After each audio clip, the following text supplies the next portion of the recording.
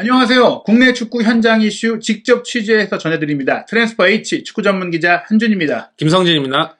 2022 동아시안컵이 열리고 있는데요. 사실 이번 동아시안컵은 2022 카타르 월드컵 최종 엔트리에 들기 위한 국내파 선수들의 경쟁이 아주 치열한 대회라고 할 수 있겠습니다. 게다가 또 한국 대표팀이 동아시안컵에서 계속 강했었잖아요. 네, 그렇죠. 남자 대표팀 같은 경우에는 이제 지난 2019년 대회까지 3회 연속 우승을 지금 하고 있거든요. 네, 뭐 이번에도 우승한다면 4회 연속 우승이 되니까 사실 그 전에도 이미 또 초대 대회부터 2008년 대회까지 통산 5회 우승을 그렇죠. 차지하는 동아시안컵의 뭐 절대적인 최강자라고 할 수 있겠는데요. 네. 결과와 더불어서 이제 이 대회를 통해 잘한 선수들이 대표팀의 또 월드컵과 함께 갈 수 있는 가능성도 있고, 또 올 여름 이적 시장 기간에도 그 대표팀에 들기 위한 좀 경기 그렇죠. 감각을 위한 이적들이 굉장히 많이 있었거든요. 지금 뭐 그런 얘기들을 총괄해서 해보고자 합니다. 특히 많은 분들이 궁금해하시는 전북현대 이용 선수가 수원 FC로 가게 된 이야기 좀 그렇죠. 준비했는데요. 동아시안컵 얘기부터 시작하겠습니다. 첫날 중국과의 경기 3대0 완승 거두면서 좋은 출발했죠? 네.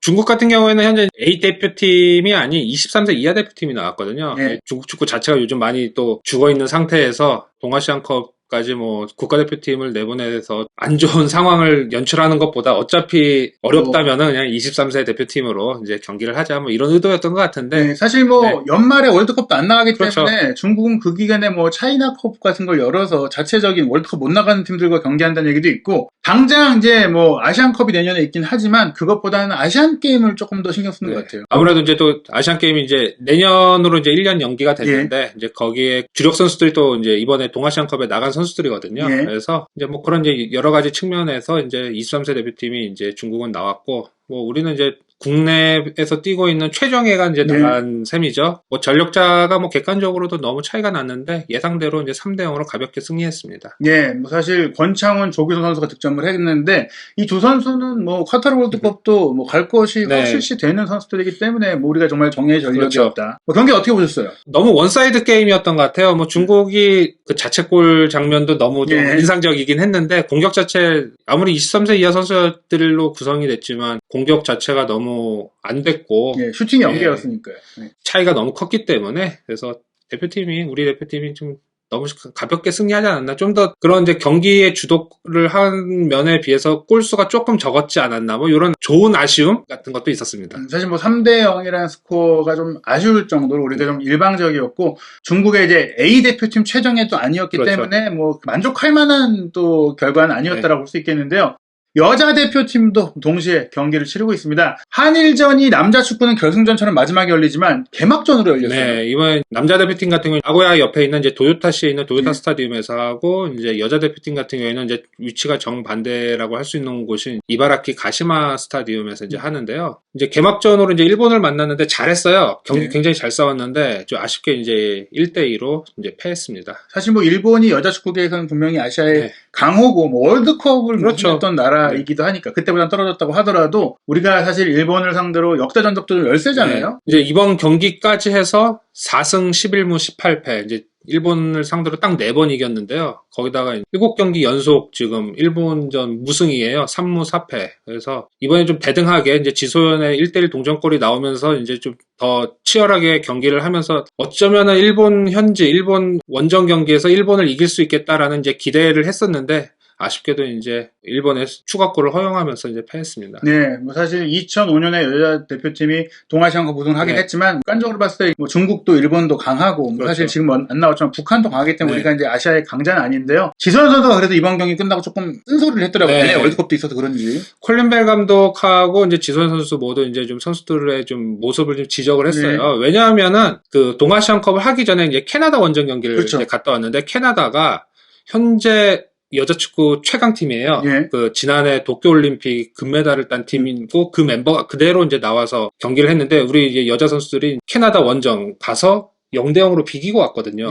그러니까 콜린 벨 감독이나 지소연 선수나 이런 이제 고참 선수들 입장에서는 충분히 이번 동아시안컵에서 해볼 만하다. 우리의 경쟁력이 많이 올라왔다. 이거를 이제 캐나다랑 경기를 하면서 이제 느끼고 왔는데, 오히려 이제 일본이랑 하니까 일본에 대한 이전 경기들에 대한 어렵게 했던 그게 이제 트라우마가 있었던 것인지, 뭐 지소연 선수의 표현을 빌리자면 일본을 너무 존중했다.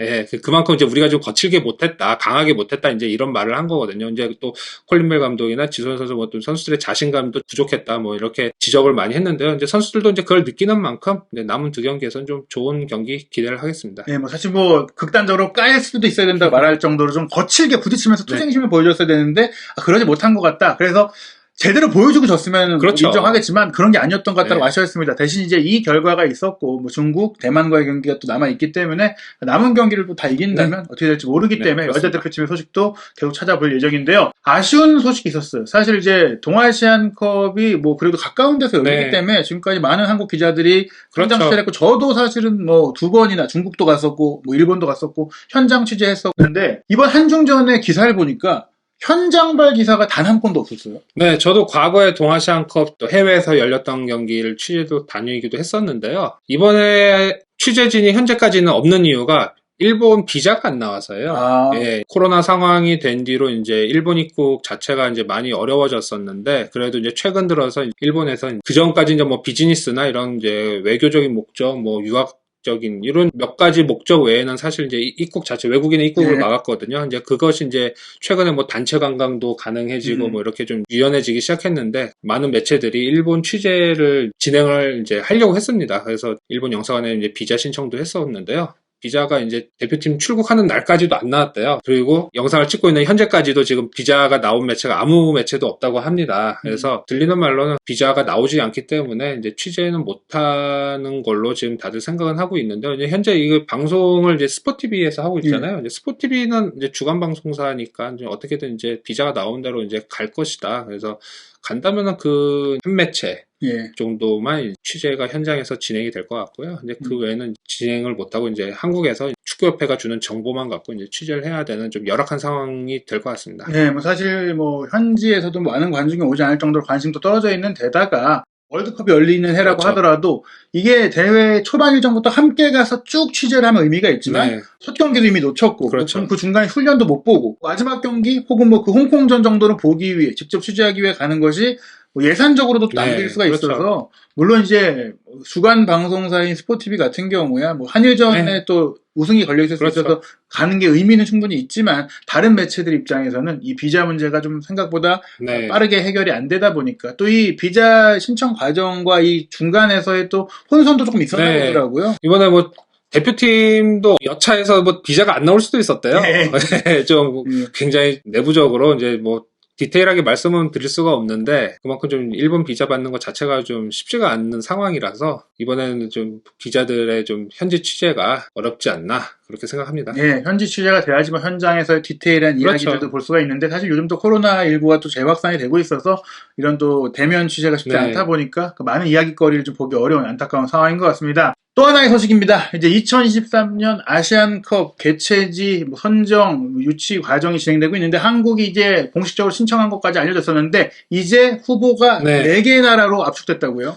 네, AFC가 이제 최근에 최종 후보 4개국을 발표를 했는데요. 우리나라, 인도네시아, 카타르, 호주가 이제 최종 후보에 올랐습니다. 예, 일본이 사실 빠지게 됐기 때문에 이번이 동아시아에서 좀 할 만한 타이밍이기도 하고 호주는 2015년에 이미 했었고 뭐 카타르 같은 경우는 말씀드린 대로 이미 직전 대회를 아랍에미리트에서 했기 때문에 한국과 인도네시아의 2파전 아니겠느냐 뭐 그런 얘기들이 많아요. 네.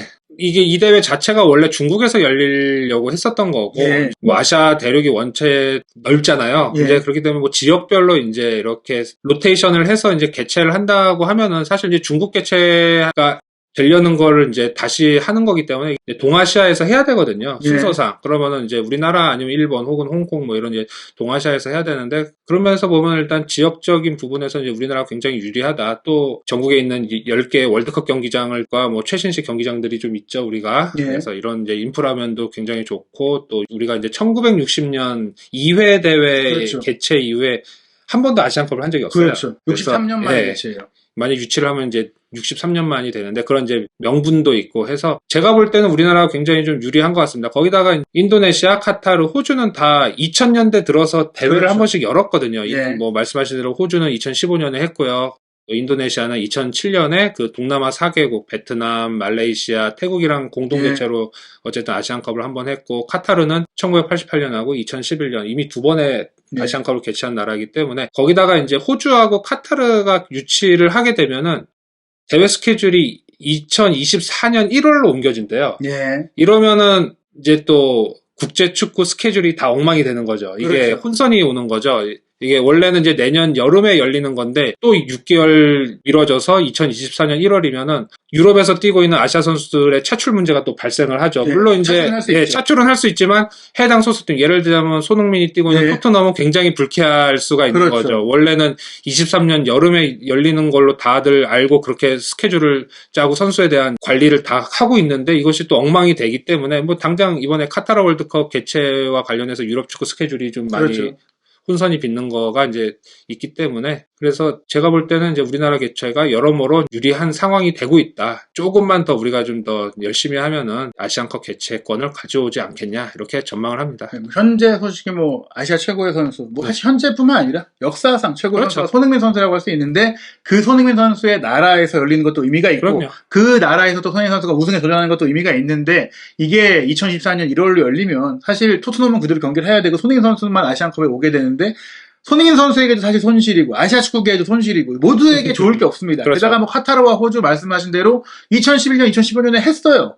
굳이 또 벌써 할 필요가 없습니다. 한국이 가장 유리하다, 이렇게 볼 수가 있겠고요. 오피셜 나는 대로 또 저희가 소개해드리도록 하겠습니다. 가장 많은 분들이 궁금해하신 소식이에요. 여름 이적 시장 기간 동안 국가대표급 선수들의 이제 이적 상황. 황인범 선수가 사실은 FC 서울과 계약 만료되고 연장 안 했었거든요. 유럽 진출하려고 했었는데 계약을 연장하기로 했고, 또 주세종 선수는 간바 오사카에서 K리그 2 팀인 대전 하나시티즌으로 왔고, 이용 선수는 이제 전북을 떠나서 이제 수원FC로 임대 이적했어요. 다 놀랄만한 이적이었는데, 일단 황인범 선수 얘기부터 좀 해주시죠. 네, 황인범 선수 저희가 이전에도 말씀드렸듯이 이제 유럽 진출을 좀 많이 고려하고 있었어요. 6월 30일자로 FC 서울하고 계약이 종료가 됐고, 루빈 카잔에서 뛰고 있었기 때문에 이제 유럽에서 좀 뛰고 싶은 마음이 컸고, A매치를 이제 6월 A매치를 하면서 강팀에서 이제 좀 뛰어야겠다는 이제 본인 스스로의 그런 느낌이 있었기 때문에 최대한 이제 5대 리그 중심으로 이제 유럽 추진을 했는데요.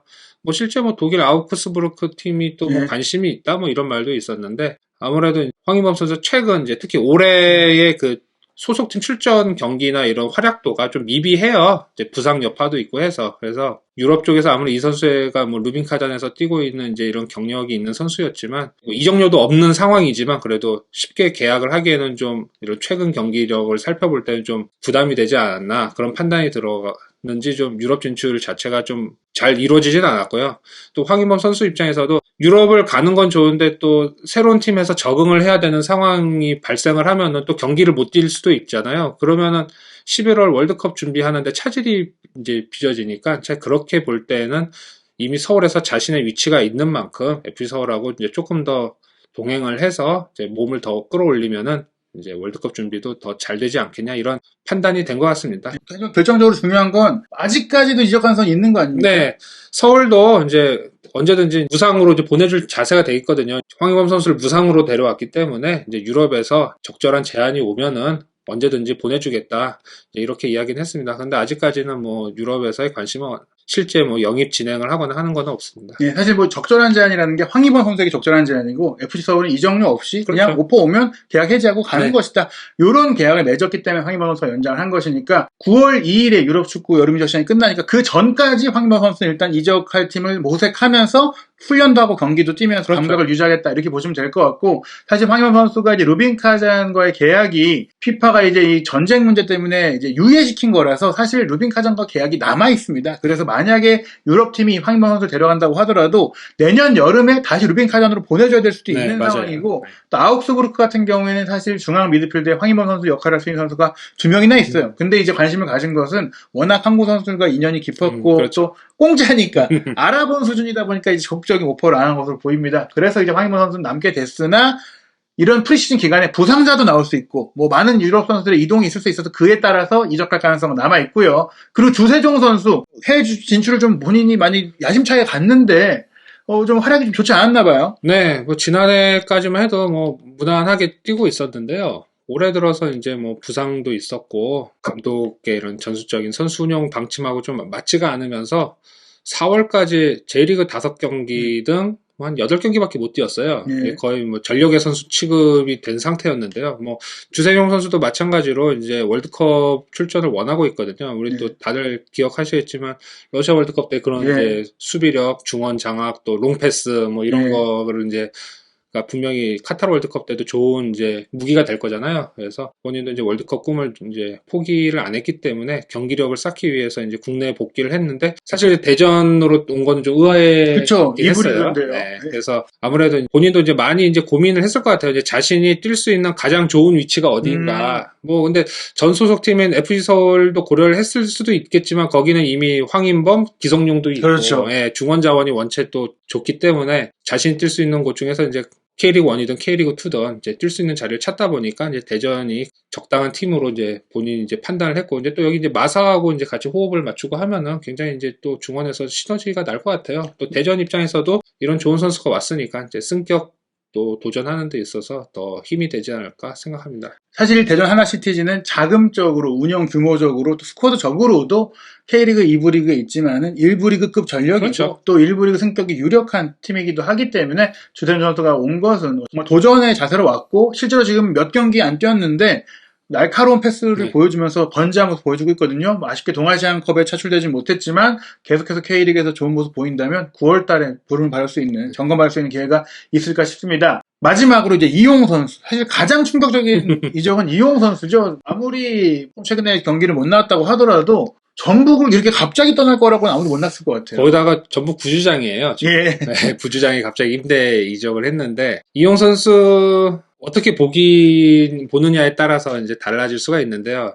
이용 선수를 생각한다면은 경기를 뛰어야 되니까 지금 사실 전북에서 컨디션 문제도 있고 하지만 많이 뛰질 못했어요. 올 시즌 전북에서 K리그 1 8경기 뛴 게 전부거든요. 이용 선수의 이런 기량이나 경력이나 이런 여러 면을 볼 땐 좀 경기 수가 너무 적죠. 8경기밖에 못 뛴 거는 이제 아무래도 올해 들어온 이제 김문환에게 완전히 자리를 내준 상태였거든요. 그래서 뭐 3백 상황에서는 이제 오른쪽 스토퍼로 나오긴 했죠. 사실 이용 선수가 그 역할을 뭐 잘하던 선수도 아니고 본인은 확실한 이제 라이트 백인데 본인의 자리를 이제 잃었기 때문에 이제 월드컵 준비를 해야 되고 벤투호에서는 뭐 확실한 또 주전 자원이기 때문에 그래서 과거에도 이제 울산에서 2년이 있었던 이제 김홍 이제 단장님이죠. 김홍원 단장님이 이제 수원 FC에 이제 임대 이적을 결정했는데요. 근데 전북 입장에서 보면 사실 팀을 생각을 안 하고 이제 본인만을 생각해서 간 것처럼 보일 수 있을 것 같아요. 부주장이니까.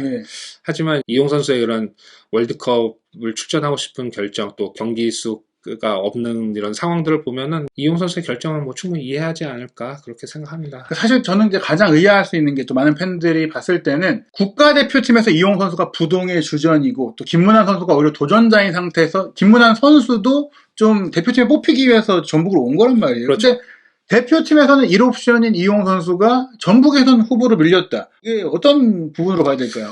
어느 팀이든 새로 영입한 선수들에게 기회를 많이 줄 수밖에 없는 건 당연한 거죠. 뭐 전북 입장에서는 또 이제 김문환 선수를 비싼 돈을 주고 이제 또 계약을 했기 때문에 당연히 중용을 해야 되는 상황이었고요. 왼쪽에 이제 김진 선수와 함께 이제 같이 이제 좌우에 놔두면 좀 더 공격적인 이제 사이드 운영을 할 수 있잖아요. 김상식 감독은 이제 그런 전술적인 판단도 있었고, 김상식 감독 체제에서 서서히 지금 리빌딩을 하고 있어요. 최근에 이런 스쿼드를 보면은 90년대 초중반 출생 선수들이 굉장히 이제 많아졌거든요. 그래서 서서히 이제 선수들을 이제 이렇게 바꿔가면서 이제 세대 교체를 하면서 이제 향후 이제 3, 4년 이상의 이제 미래를 이제 대비하고 준비를 하고 있는데 그런 과정도 있기 때문에 이제 이용 선수가 그런 부분에서 좀 밀린 케이스라고 볼 수 있고요. 이용 선수 임대 후 이적이기 때문에 뭐 수원 FC 판단에 따라서 겨울에 협상을 해서 수원 FC로 완전 이적할 수도 있고 뭐 전북으로 복귀를 할 수도 있습니다. 이제 그건 아직 뭐 반년 뒤의 이야기이긴 하지만 이용 선수 입장에서도 이제 수원 FC가 이제 또 새로운 기회가 되지 않을까 봅니다. 이용 선수와 김문환 선수와 기량 비교해서 밀린다 뭐 이렇게 볼 수는 없을 것 같아요. 사실 이제 K리그에서 전북은 강팀이고 그렇죠. 그러다 보니까 좌우 풀백을 모두 공격적으로 운영하면서 젊고 빠르고 많이 뛰는 김문환 선수를 조금 더 중용했던 부분이 있는데 대표팀 입장에서는 사실은 노련하고 또 수비력도 좋고 그렇죠. 또 신체 조건도 좋아서 공중볼에 있어서 또 김문환 선수가 수비할 때는 국제 레벨에서는 좀 아쉬움이 있을 수 있는데 그런 부분까지 이용 선수가 커버가 되고 또 장거리 패스, 크로스 패스가 워낙 강점인데 이런 플레이 성향이 대표팀에서 월드컵 본선을 준비할 때는 훨씬 필요한 부분이다. 김문환, 김진수로 좌우 풀백을 두기에는 대표팀에서 강팀을 상대하는 한국 입장에서는 부담스러울 수가 있어서 대표팀에서는 이용 선수가 우선하는데 뭐 냉정히 말해서 K리그에서 이제 상대 지역에서 플레이하는 그렇죠. 경우가 많은 전북 입장에선 김문환 선수를 더 중용할 수 있는 상황이 됐고 그런 과정 속에 또 말씀하신 대로 세대 교체를 하고 있으니 젊은 선수들을 중심으로 지금 뭐 김진규 선수도 왔고 그렇죠. 뭐 백승호 선수도 있고 뭐 모든 그 포지션에 이런 90년대생들로 꾸려지고 있기 때문에 점차 그 선수들을 키워야 되다 보니까 이용 선수가 조금 이제 올 시즌에는 좀 밀려났다. 네, 근데 그렇죠. 그런 상황이 다른 시즌이라면 사실 뭐 받아들이고 팀을 위해서 헌신할 수 있지만 월드컵을 나가야 하는 시즌이라면 뛸 수 있는 팀으로 좀 갈 수 그렇죠. 있는 거예요. 그래서 이제 이용 선수도 결단을 내린 것이고 말씀하신 대로 또 울산 시절부터 인연이 있던 수원FC 김호건 단장과 잘 협상이 돼서 이제 이 시즌 중에 좀 옮기게 됐는데요. 뭐 어찌됐거나 김문환 선수, 이용 선수 모두 월드컵에 나갈 수 있는 선수들이기 때문에 각자의 팀에서 또 잘해서 좋은 컨디션으로 또 월드컵 잘 준비했으면 좋겠습니다. 한준TV는 계속해서 김성진 기자와 함께 국내 축구 소식들, 아시아 축구 소식들 직접 취재해서 전해드릴 예정이니까요. 앞으로도 트랜스퍼 H 많은 관심 부탁드리겠습니다.